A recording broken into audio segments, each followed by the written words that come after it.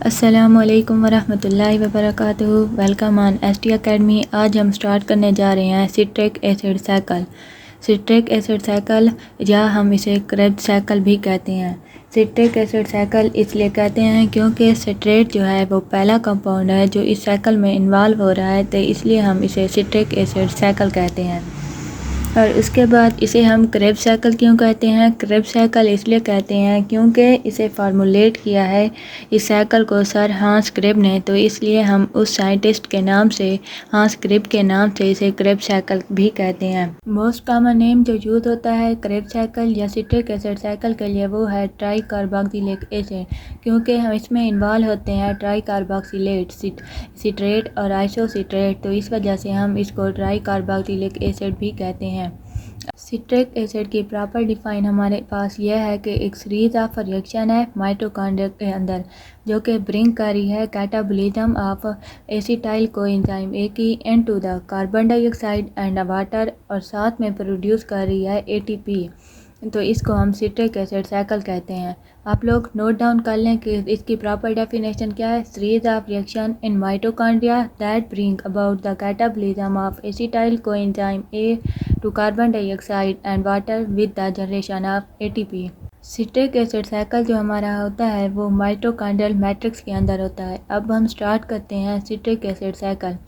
Cycle start करने से पहले गाइज, अगर आप लोगों ने अभी तक मेरे चैनल को सब्सक्राइब नहीं किया तो जल्दी से सब्सक्राइब कर लें ताकि मेरी आने वाली हर नई वीडियो आप तक पहुंच सके, और साथ में वीडियो को पसंद आने की सूरत में लाइक भी कर दें और कमेंट भी कर दें। अब हम देखते हैं सिट्रिक एसिड साइकिल होता क्या है। इस साइकिल के प्रोडक्ट के लिए आप एक की टर्म याद कर लें, can I kill some shrimp for my omelette.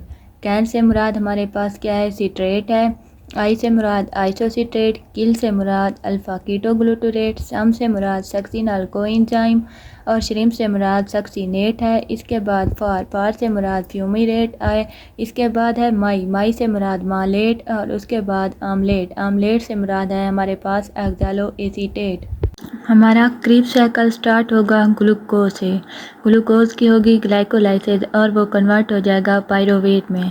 जैसे कि हमने ग्लाइकोलाइसिस वाले टॉपिक में पढ़ा था कि ग्लूकोज की ग्लाइकोलाइसिस कैसे होती है, वो किस तरह पायरोवेट में कन्वर्ट होता है।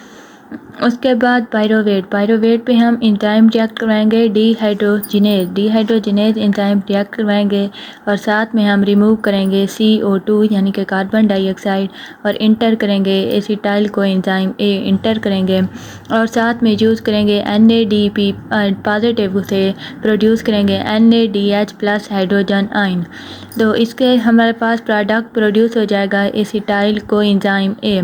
यहाँ से हमने कार्बन डाइऑक्साइड पायरोवेट की फर्स्ट कार्बन से कार्बन डाइऑक्साइड रिमूव की, और हाइड्रोजन जो था वो NADH के साथ आकर रिएक्ट करेगा और NADH बन जाएगा हमारे पास। इसके बाद ये यहाँ नीचे से स्टार्ट कर लेते हैं कि कैसे हमने एसिटाइल कोएंजाइम ए लिखा, CH3 ये वाला यहाँ पे लिख दिया। उसके बाद कार्बन डाइऑक्साइड डबल बॉन्ड ये वाला लिख दिया।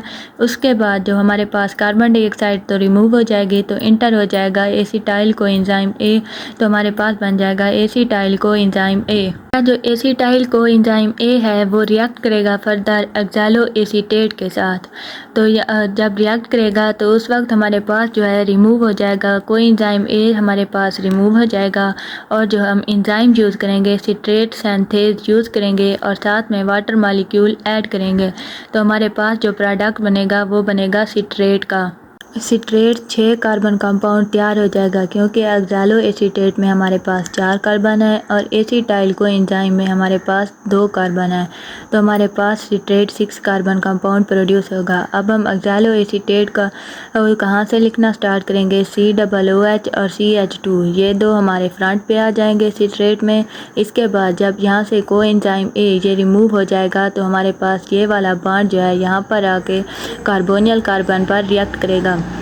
कार्बोनियल कार्बन पर जब रिएक्ट करेगा तो ये वाला C डबल बॉन्ड O यानी कि इसका जो एसिटाइल ग्रुप है वो यहाँ पर आके अटैच हो जाएगा। उसके बाद था CH3, तो CH3 इसी कार्बन के नीचे आ जाएगा, और एंड पे हमारे पास ये वाला कंपाउंड हम फिर लिखेंगे C डबल बॉन्ड OH, तो हमारे पास इस तरह सिट्रेट बन जाएगा। इसके बाद सिट्रेट पर हम एंजाइम एक्ट करवाएंगे एकोनिटेज। एकोनिटेज जब रिएक्ट करवाएंगे तो हमारे पास बन जाएगा आइसोसिट्रेट। सिट्रेट और आइसोसिट्रेट में फ़र्क सिर्फ इतना है कि यहाँ पर जो हमारे पास है हाइड्रॉक्सल ग्रुप है वो नीचे की तरफ आ जाएगा। सिट्रेट में हमारे पास क्या था, 3rd कार्बन पर था, लेकिन आइसोसिट्रेट में हाइड्रॉक्सल ग्रुप कहाँ आ रहा है, 4th कार्बन पे। तो यही सिर्फ मेन डिफरेंट है इन दोनों के दरमियान। जैसा कि हमने डेफिनेशन में ही पढ़ा था कि हम जो है सिट्रिक एसिड साइकिल में कार्बन डाइऑक्साइड प्रोड्यूस करेंगे, तो अब आइसोसिट्रेट में से हम कार्बन डाइऑक्साइड क्या है रिमूव करेंगे और एंजाइम एक्ट करवाएंगे आइसोसिट्रेट डीहाइड्रोजिनेज।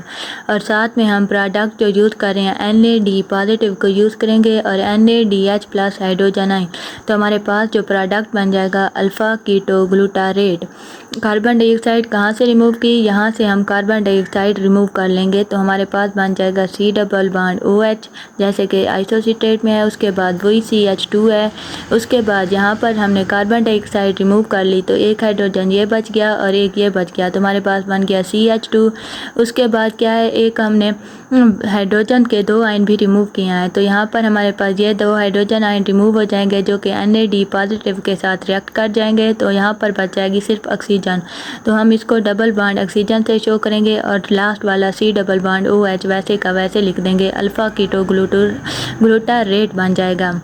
नेक्स्ट हम एंजाइम यूज़ करेंगे अल्फ़ा कीटो ग्लूटारेट डीहाइड्रोजिनेज और साथ में हम यूज़ करेंगे NAD पॉजिटिव से NADH प्लस हाइड्रोजन आयन और रिमूव करेंगे कार्बन डाइऑक्साइड, क्योंकि हमने सिट्रिक एसिड साइकिल की डिफाइन में ही पढ़ा है कि हमने कार्बन डाइऑक्साइड प्रोड्यूस करनी है। तो ये जो लास्ट वाली कार्बन है कीटो ग्लूटारेट की, यहाँ से हम कार्बन डाइऑक्साइड रिमूव कर लेंगे। एक हमने ये पीछे हमने यहाँ पर रिमूव की, यहाँ से आइसोसिट्रेट की 3rd कार्बन से। अब कीटो ग्लूटारेट की लास्ट कार्बन से हम कार्बन डाइऑक्साइड रिमूव करेंगे और यहाँ पर अटैच हो जाएगा हमारे पास कोएंजाइम A।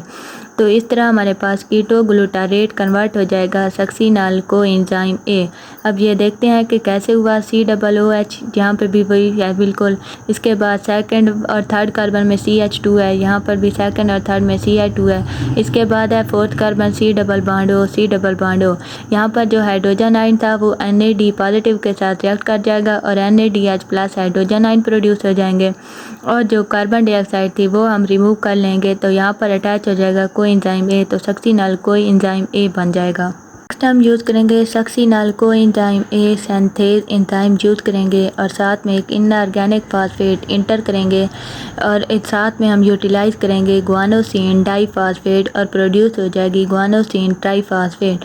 गुआनोसिन डाईफॉस्फेट के साथ जो इनऑर्गेनिक फास्फेट हमने इंटर की वो रिएक्ट करेगी तो प्रोड्यूस हो जाएगी ट्राईफॉस्फेट, गुआनोसिन ट्राईफॉस्फेट और रिमूव करेंगे कोएंजाइम A, तो हमारे पास बन जाएगा सक्सीनेट। अब यहाँ से हमारे पास ये वाला जब एंजाइम रिमूव हो जाएगा तो हमारे पास क्या बच जाएगा, 4 कार्बन कंपाउंड, तो हमारे पास सक्सीनेट बन जाएगा। नेक्स्ट हम एंजाइम यूज़ करेंगे सक्सीनेट डीहाइड्रोजिनेज और साथ में हम यूज़ करेंगे FAD को हम यूज़ करेंगे और प्रोड्यूस करेंगे FADH2। तो हमारे पास जो प्रोडक्ट बनेगा सक्सीनेट से तो वो बनेगा फ्यूमीरेट। सक्सीनेट के 2 हाइड्रोजन आयन FAD के साथ रिएक्ट करेंगे और प्रोड्यूस हो जाएगा FADH2। तो यहाँ पर एक हाइड्रोजन यहाँ से लेंगे, एक यहाँ से लेंगे, तो हमारे पास ये 2 हाइड्रोजन यहाँ पर आकर अटैच हो जाएंगे तो FADH2 बन जाएगा। और जब यह इस तरह होगा 2 हाइड्रोजन रिमूव होंगे तो हमारे पास यहाँ पर कार्बन की वैलेंसी पूरी करने के लिए डबल बॉन्ड आ जाएंगे, तो हमारे पास बन जाएगा फ्यूमीरेट। नेक्स्ट हम वाटर मॉलिक्यूल इंटर करेंगे और एंजाइम यूज़ करेंगे फ्यूमीरेट। अब हम जब फ्यूमीरेज यूज़ करेंगे तो जो वाटर मॉलिक्यूल हमने इंटर किया है वो दोबारा इन डबल बॉन्ड वाली कार्बन के साथ क्या है अटैच हो जाएगा, तो हमारे पास बन जाएगा मालेट। C डबल बॉन्ड OH बिल्कुल वही है, उसके बाद CH और साथ में वाटर का हाइड्रॉक्सल ग्रुप अटैच हो जाएगा तो बन जाएगा CH और OH और साथ में जो यहाँ पर जो है CH2, यानी कि जहाँ से वाटर का एक हाइड्रॉक्सल ग्रुप निकला दूसरा बच गया हाइड्रोजन, वो हाइड्रोजन का ग्रुप इस कार्बन पर अटैच करेगा और बन जाएगा CH2 और नीचे बिल्कुल वही C डबल बॉन्ड OH, तो हमारे पास मालेट तैयार हो जाएगा। हम एंजाइम यूज़ करेंगे मालेट डीहाइड्रोजनेज और साथ में NAD पॉजिटिव यूज़ करेंगे और NADH plus hydrogen ion produce होगा। यहाँ से मालेट से कार्बन नंबर 2 से 2 हाइड्रोजन आयन रिमूव हो जाएंगे, वो अटैच होंगे NAD पॉजिटिव के साथ, तो बन जाएगा NADH plus hydrogen ion.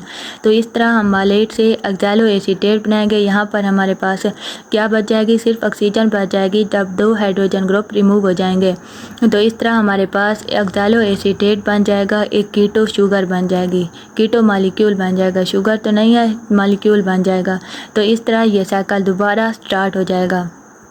Product के लिए जो मैंने आपको की बताई थी वो है can I kill some shrimp for my omelette. लेकिन एंजाइम के लिए मैं आपको की बताती हूँ कि सैड किड्स DFMD, इसमें जो हमारे पास सैड है, सैड का जो S है इससे मुराद क्या है, सिट्रेट सैंथेज, A से मुराद एकोनिटेज। इसके बाद है ID से मुराद हमारे पास क्या है, आइसोसिट्रेट डीहाइड्रोजिनेज। इसके बाद है KD से मुराद कीट अल्फ़ा, कीटोग्लूटोरेट डीहाइड्रोजिनेज। इसके बाद है S से मुराद सक्सिनल कोएंजाइम सिंथेज। इसके बाद है हमारे पास D से मुराद सक्सिनेट डीहाइड्रोजिनेज। उसके बाद है M से मुराद क्या है, फ्यूमीरेज। इसके बाद है M से मुराद हमारे पास क्या है, मालेट डीहाइड्रोजिनेज। स्मॉल d से मुराद क्या है, डीहाइड्रोजिनेज। तो हमारे पास मालेट डीहाइड्रोजिनेज आ जाएगा। इस तरह आप एंजाइम के लिए ये कीट तैयार कर लें और जो है प्रोडक्ट के लिए आप ये कीट तैयार कर लें, can I kill some shrimp for my omelette. इस तरह ये साइकिल आपको कभी नहीं भूलेगा। इस पूरे साइकिल में हमने 3 NADH plus hydrogen ion produce किया, 2 कार्बन डाइऑक्साइड प्रोड्यूस किए ये वाले। इसके बाद एक हमने GTP मॉलिक्यूल प्रोड्यूस किया और एक FADH2 प्रोड्यूस किया। तो ये इस पूरे साइकिल के प्रोडक्ट थे।